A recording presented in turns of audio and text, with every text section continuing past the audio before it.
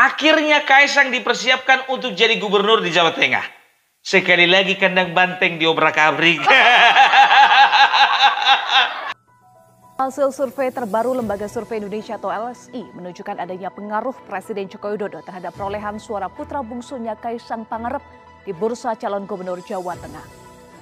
Dalam survei LSI periode 21 hingga 26 Juni 2024, tingkat kepuasan masyarakat Jawa Tengah terhadap kepemimpinan Presiden Joko Widodo berada di angka 85,1%. Dari jumlah responden yang puas, 27,5% mendukung Kaisang Pangarep sebagai calon gubernur Jawa Tengah. Disusul Irjen Pol Ahmad Lutfi 16,3% dan Wagub Jateng 2018-2024 Taj Yassin Maimun 12,9%. Sementara sisanya memilih nama lain seperti Bambang Wuryanto atau Bambang Pacul, Abdul Wahid, dan Sudaryono. Setelah Pilpres kemarin kandang banteng diobrak-abrik sama 02, sekarang giliran Kaisang. Kemarin kan berharap bahwasanya 03 ya Ganjar akan menguasai di Jawa Tengah. Enggak juga tuh. Nah sekarang ya PDIP sudah mempersiapkan figur dan juga kader-kader terbaik, termasuk Bambang Pacul. Tiba-tiba nongol Kaisang. Berdasarkan LSI Lembaga Survei Indonesia, Kaisang itu elektabilitasnya sampai 25% loh. Ya, mengungguli Ahmad Lutfi yang mantan Kapolda Jawa Tengah, bahkan mengungguli Bambang Pacul, tokoh yang menjadi andalan PDIP nantinya. Aduh. Gimana? Siap kita bertempur? Biar kugaskan dari sini.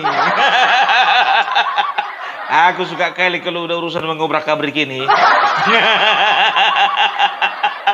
Ya, jadi kemarin ya, kalau misalnya dirunut ini dari awal-awalnya ya, itu kan Kaisang itu kan rencananya mau jadi wakilnya Budi Satrio kalau nggak salah. Ya, Budi Satrio itu kebetulan waketum dari Partai Gerindra, mencalonkan diri sebagai calon gubernur, Kaisang menjadi calon wakil untuk DKI Jakarta. Tapi ternyata oleh karena elektabilitasnya juga mungkin kurang memadai, ya sudahlah, tidak usah dipaksakan karena ternyata di Jakarta itu ya bisa dikatakan ya adalah calon yang lain untuk dipersiapkan selain daripada Kaisang.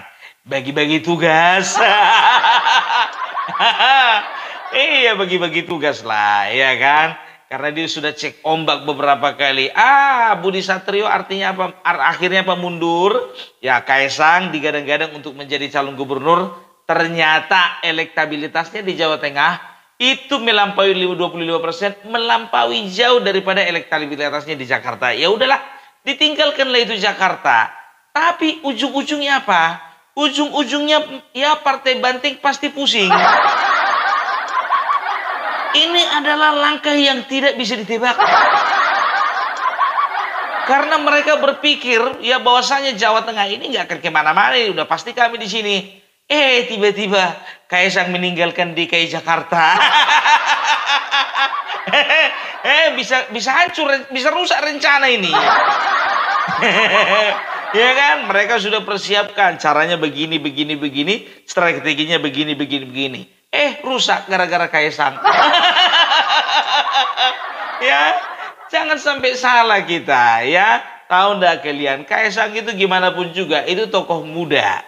Ya, dia itu ketua umum loh, ya. Itu bisa dikatakan diperhitungkan. Ya, mungkin kalau di Jakarta belum waktunya, tapi kalau di Jawa Tengah mungkin sudah waktunya.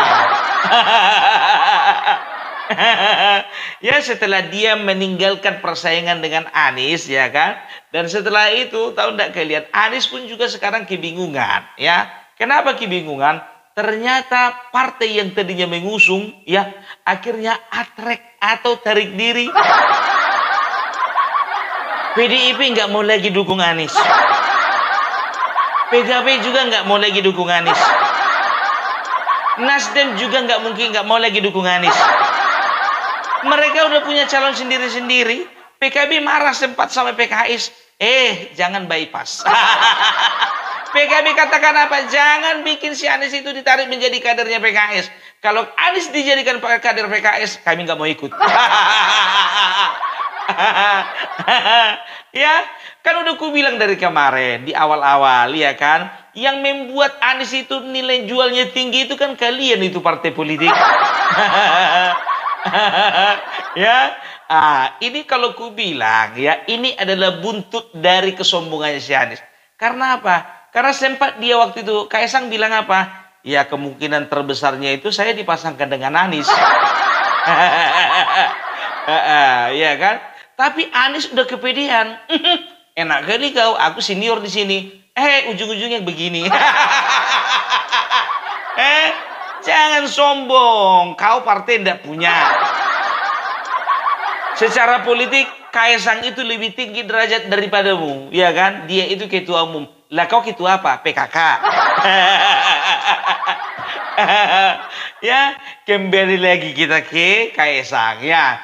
Jadi kalau untuk Kaisang ini bisa dikatakan ini punya peluang besar ini. Karena apa? Yang pertama ya, pertama dia itu putra mahkota. Iya dong, jelas dong, ya kan?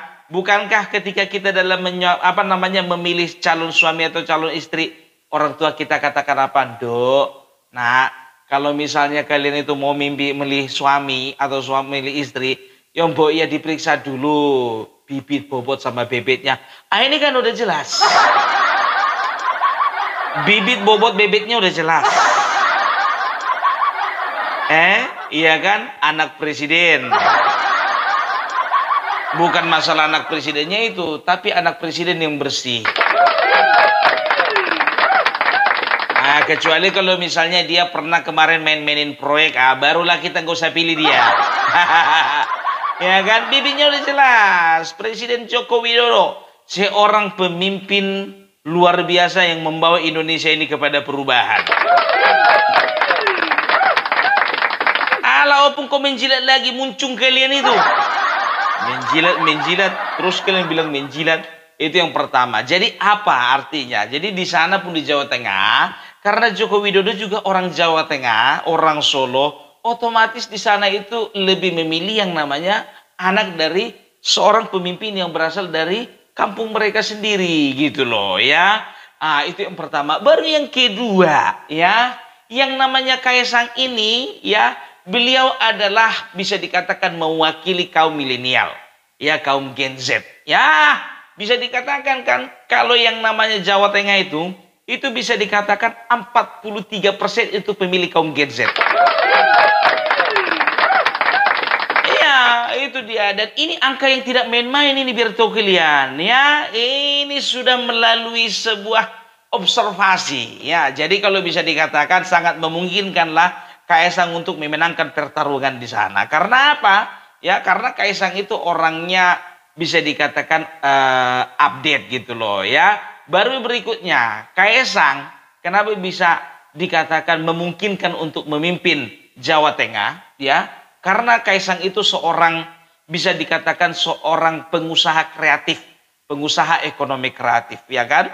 Jadi ya, sudah tahu kalian bahwasanya Jawa Tengah ini dikatakan sebagai provinsi yang tingkat kemiskinannya agak susah untuk diangkat derajatnya. Karena dipimpin oleh gubernur.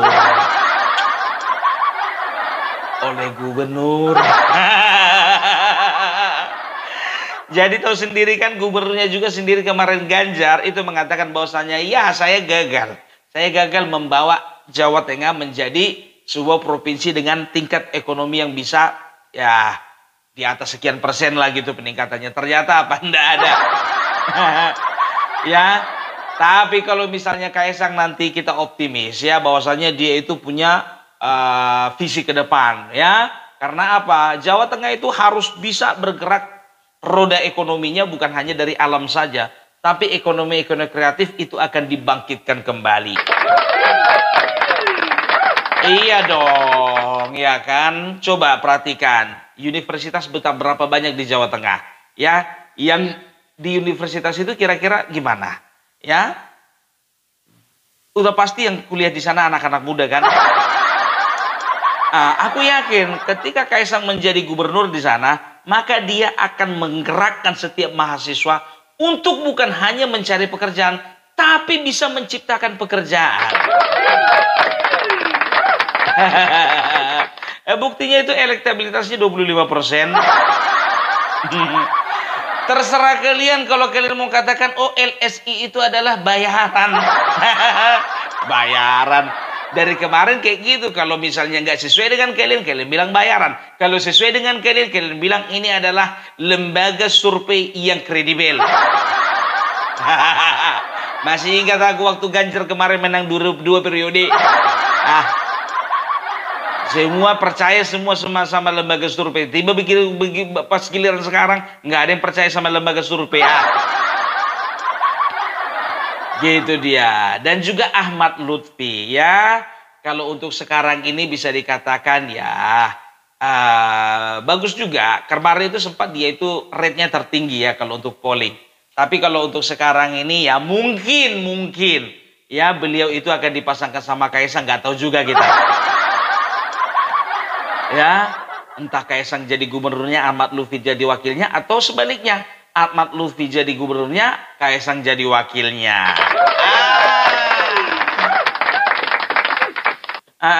Jadi kalau memang seperti itu, ini orang-orangnya Kaisang ini lagi susun rencana ini. Bagaimana cara mendobrak dari sebelah kanan dan sebelah kiri. Kalau bisa kita obrak-abrik untuk kedua kalinya, obrak-abrik. Kalau bisa tingkat kerusakannya lebih parah lagi. Nggak apa-apa lah, namanya politik. Iya dong, sama kemarin waktu di Sumatera Utara. Ya, Sumatera Utara itu gimana kemarin PDIP nomor 1 ternyata si kuning merajalela di sana kan.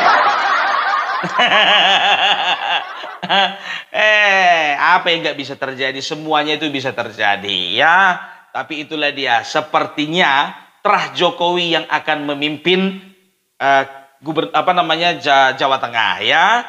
Dan ini bisa dikatakan kita akan kembali melihat lagi perang terbuka antara kedua kubu. Iya dong. Antara terahnya Jokowi dengan terahnya Banteng. Ya, ini perang terbuka ini, ya kan? Ini begitu Jokowi mengirimkan Kaisang ke sana, ini artinya apa? Ya, dia sedang membunyikan genderang perang dengan si Banteng. Kembali lagi ke masyarakat, ya kan? Iya, kalau misalnya masyarakat nggak suka sama Kaisang, gampang, nggak usah pilih. Nggak usah pilih. Tapi kalau misalnya masyarakat lebih lebih banyak yang pilih si Kaisang, contohnya ya kenapa enggak? Beri kesempatan bagi pemimpin muda. Jadi kalau untuk PDIP ini lagi pusing ini, ya. Sekarang ini mereka bukan hanya pusing untuk urusan pilkada. Mereka ini juga lagi pusing ini menentukan siapa calon sekjen yang akan menggantikan si Hasto. Karena kalau sempat lagi si Hasto, ya jangan kegagalan pilpres kemarin itu terulang lagi. Yakin aku, ini pasti diganti ini cepat atau lambat. Karena apa? Ya mereka perlu strategi baru, mereka perlu orang baru, mereka perlu isi kepala yang baru. Ya kan? Coba, masih ingat kata Adian Nabi Tupulu ya? Mereka menghina kita, mereka membuli kita, mereka mengatakan bahwasanya tenggelamkan PDIP. Cara melawannya adalah satu, menangkan pilkada di setiap daerah.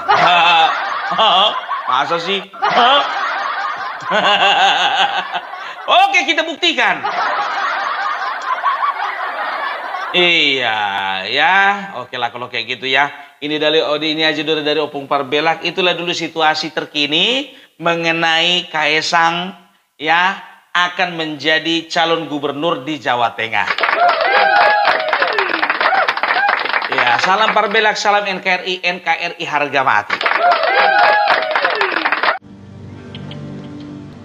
Nama putra bungsu Presiden Joko Widodo yang juga merupakan Ketua Umum Partai Solidaritas Indonesia, Kaisang Pangarep kerap masuk bursa pemilihan gubernur yang akan digelar pada November mendatang. Setelah masuk di bursa Pilgub Jakarta, nama Kaisang muncul dalam hasil survei Lembaga Survei Indonesia terkait peta politik Pilgub Jawa Tengah. Kaisang Pangarep dipilih oleh 25,6% responden, mengalahkan beberapa nama populer seperti Kapolda Jawa Tengah Irjen Ahmad Lutfi dan Ketua Bapilu PDIP Bambang Wuryanto.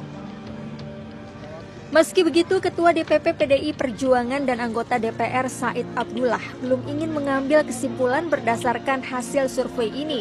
Ia mengatakan saat ini peta pemilih Jawa Tengah masih terlalu cair. Di dalam survei juga di LSI ya, di dalam survei LSI juga kalau kita baca secara rinci, kita amati satu persatu, ternyata pemilih Jawa Tengah masih terlalu cair.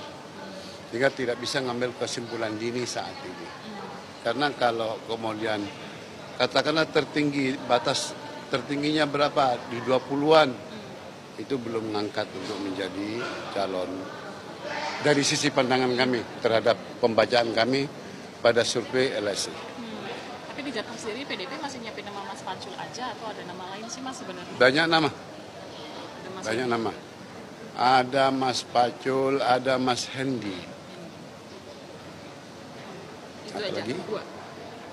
Ada gua. Sementara Partai Gerindra yang termasuk dalam Koalisi Indonesia Maju mengaku mulai membuka peluang mengusung Kaisang di Jawa Tengah.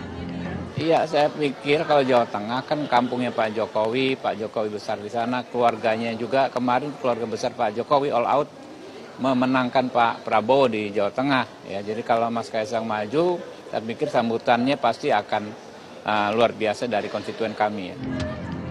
Langkah Kaisang untuk melenggang dalam pilkada bukan hal mustahil, sebab Komisi Pemilihan Umum telah memutuskan mengakomodasi putusan Mahkamah Agung soal perhitungan batas usia calon kepala daerah. Syarat usia minimal 30 tahun bagi calon gubernur dan calon wakil gubernur minimal berlaku bukan pada saat pendaftaran, melainkan pada saat pelantikan, yakni 1 Januari 2025. Kaisang sendiri akan berusia 30 tahun pada 25 Desember 2024, sepekan sebelum waktu pelantikan. Tim Liputan CNN Indonesia.